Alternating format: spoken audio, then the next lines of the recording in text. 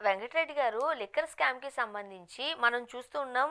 ఎంత దుమారం రేగుతుందో. మీరొచ్చి అసలు స్కామే జరగలేదు అంటున్నారు. స్కామ్‌కి, వైసీపీకి సంబంధమే లేదంటున్నారు. టీడీపీ ప్రభుత్వం హయాంలోనే లిక్కర్‌కి సంబంధించిన ఇష్యూస్ అన్నీ నడిచాయి అంటున్నారు. మరి ఎఫ్ఐఆర్‌లో ఏముందంటారు మీరు? ఇన్వెస్టిగేషన్ ఎఫ్ఐఆర్ లో చేస్తున్న గుర్తు తెలియనట్టు. అధికారులు లేకపోతే ఏదైతే ఎఫ్ఐఆర్ పెట్టిన దగ్గర ఎక్కడ తప్పు జరిగిందని మీరు అనుకుంటున్నారు? వేగ్‌గా లేదు అంటే సరిపోదు కదా! నో నో, వేగ్ గా అని అంటాం కాదు, నేను అంటాం కాదండి. డైరెక్ట్ సుప్రీం కోర్టే ఉంది. హ్మ్.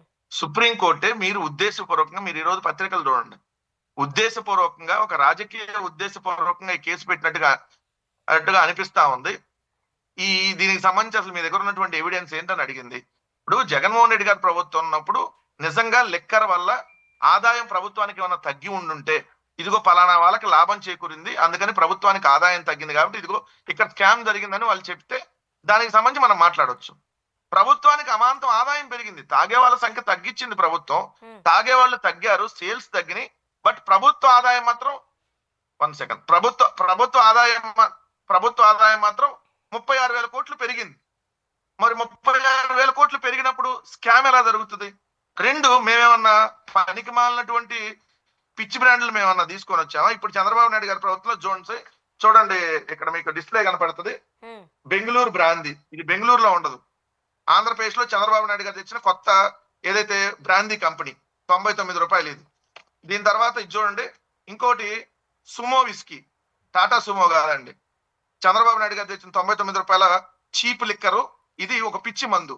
చంద్రబాబు నాయుడు గారు వచ్చినప్పుడు ఇప్పుడు తెచ్చారు. అదే విధంగా ఇక్కడ చూస్తే మీకు బెంగళూరు ఇది short whisky, Sumo whisky, short whisky. ఇక్కడ చూడండి, ఇది కేరళ మాల్టెడ్ విస్కీ. కేరళలో ఉండదు, ఇండియాలో ఎక్కడ ఉండదు, ఓన్లీ ఆంధ్రప్రదేశ్ లో ఉంటది. హ్మ్. అలా విధంగా చూస్తే మీకు బెంగళూరు ఇందాక మనం బెంగళూరుకు సంబంధించినటువంటి బ్రాందీ చూసాం, బెంగళూరుకు సంబంధించినటువంటి విస్కీ.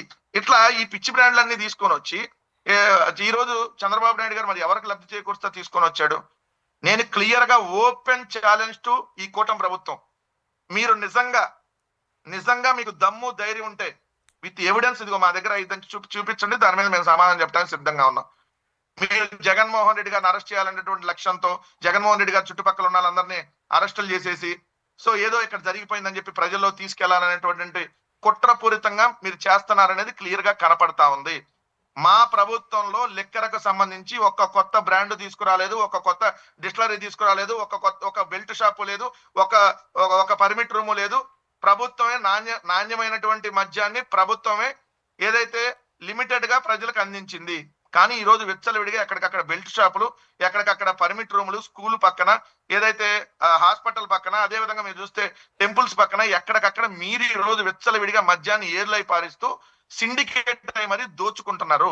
సో స్కామ్ జరిగింది అంటే కేవలం చంద్రబాబు నాయుడు గారు ఈ లిక్కర్ డాన్ గా ఉండి ఆయన హయాంలో జరగాలి తప్ప మా ప్రభుత్వ హయాంలో జరగలేదు. మేము న్యాయస్థానాల పరంగా ఖచ్చితంగా వీళ్ళు పెట్టినటువంటి తప్పుడు కేసుని న్యాయస్థానాల్లోనే మేము ఖచ్చితంగా పోరాడతాం. ఎక్కడా కూడా దీని గురించి ఆలోచించేటటువంటిది లేదు. వీళ్ళు ఎన్ని రకాల కేసులు పెట్టుకున్నా ఎవడు కూడా భయపడేవాడు ఇక్కడ లేడు. ఇప్పుడు ఇదైతే ఎఫ్ఐఆర్ క్లియర్. గురించి చెప్పంటే మీరేం చెప్తారు? ఎఫ్ఐఆర్ నేను చెప్తున్నాను కదా, ఇప్పుడు ఎఫ్ఐఆర్ లో ఏం పెట్టారు? ఎఫ్ఐఆర్ లో 4,000 కోట్లు జరిగింది, గుర్తు తెలియని వ్యక్తులు చేశారన్నారు. ఓకే. ఏమంటే కడుపుకి అన్నం తినేవాడైతే ఎఫ్ఐఆర్ కట్టినప్పుడు 4,000 కోట్లు అని చెప్పి ఫిగర్ రాసినాడు. గుర్తు తెలియని వ్యక్తులను ఎట్లా రాస్తాడు? కడుపుకి అన్నం తినేవాడు రాయుడుగా.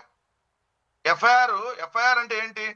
వాళ్ళు ఎంక్వైరీ చేసి జరిగిందంటే ఇదిగో పలానా నుంచి పలానా వెళ్ళింది, పలానా ఇంత అమౌంట్ అని మాకు ఆధారాలు ఉన్నాయి, పలానా వాళ్ళు చేశారని మాకు ఆధారాలు ఉన్నాయి రాస్తారు ఎఫ్ఐఆర్ లో. ఎఫ్ఐఆర్ లో గుర్తు తెలియని వ్యక్తులు అంటే ఏంటి దానికి అర్థం? ఎఫ్ఐఆర్ లో గుర్తు తెలియని వ్యక్తులు అన్నారంటేనే ఎవరికి వాళ్ళు గుర్తొస్తే వాళ్ళ మీద పెడతారనే కదా, ఎవరి మీద వాళ్ళకి బుద్ధి పుడితే వాళ్ళ మీద పెడతారనే కదా దానికి అర్థం. సో ఇవన్నీ వదిలేసి ఎఫ్ఐఆర్ వీళ్ళు పెట్టేయన్ని ఫాల్స్ ఎఫ్ఐఆర్లు అని అందరికి తెలియదా? పోసాని గారి మీద కట్టిన ఎఫ్ఐఆర్ ఏంటండి? పోసాని కృష్ణమురళి గారి మీద ఇక్కడికి వచ్చి నోటీస్ ఒక డేట్ లో ఇచ్చారు, అరెస్ట్ చేసిన డేట్ వేరు, నోటీస్ ఇచ్చిన డేట్ వేరు. ఏది అరెస్ట్ చేసేటప్పుడు తీసుకెళ్లేటప్పుడు నోటీస్ లో ఇచ్చిన డేట్ వేరు. ఆ ఎఫ్ఐఆర్ కాపీలో ఎవడికో మా నో బా వాళ్ళు దెబ్బతిన్నాయంట. ఏది వాడికి పొద్దు నుంచి తెల్లాళ్ళు దెబ్బతిని ఎప్పుడు నంది అవార్డులని కమ్మ అవార్డులు అన్నాడంట పోసాని కృష్ణమురళి గారు 2017లో. 2017 అంటే ఇది 2025. 8 సంవత్సరాలుగా వాడికి అసలు చలనం లేదు, కోమాలో చచ్చిపోయాడు.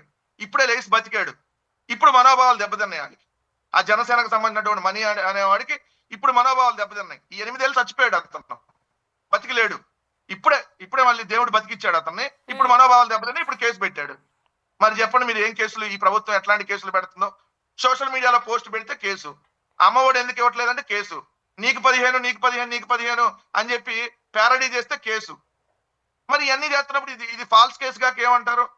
నేను అందుకే ఓపెన్ ఛాలెంజ్ ఇస్తున్నా, ఎలా జరగడానికి మా ప్రభుత్వంలో అవకాశం ఉందో చెప్పండి అంటున్నా. మరి ఇప్పుడు మీ ధనంజయ రెడ్డి గారు అలానే ప్రభుత్వానికి ఆదాయం పెరిగింది కదా అంటున్నాను. ఇప్పుడు ధనంజయ రెడ్డి గారు కృష్ణమోహన్ రెడ్డి గారిని అరెస్ట్ చేయడం జరిగింది. మరి ఈ అరెస్టును మీరు ఎలా చూస్తారు? మేడం, జగన్మోహన్ రెడ్డి గారి దగ్గర పనిచేసినటువంటి వాళ్ళని, వాళ్ళకి దగ్గరగా ఉండే వాళ్ళందరినీ అరెస్ట్ చేయాలనేది క్లియర్. వైఎస్ఆర్ కాంగ్రెస్ పార్టీకి ఫేవర్ గా ఉన్న వాళ్ళని అరెస్ట్ చేయాలనేది క్లియర్. కానీ ఆయన సీఎంఓగా బాధ్యతలు, కాదండి. సీఎం ఆఫీస్ లో సెక్రటరీగా బాధ్యతలు నిర్వహించారు. ఆయనకి వైఎస్ఆర్ కాంగ్రెస్ పార్టీకి సంబంధం లేదు. వెంకటరెడ్డి కానీ జగన్మోహన్ రెడ్డి గారి ప్రభుత్వంలో పనిచేశాడు కాబట్టి అరెస్ట్ చేయాలి. మీరు ఇప్పుడు- చూసారు కదా, అనేక మంది ఐఏఎస్ ఐపీఎస్ అరెస్ట్ చేస్తున్నారు.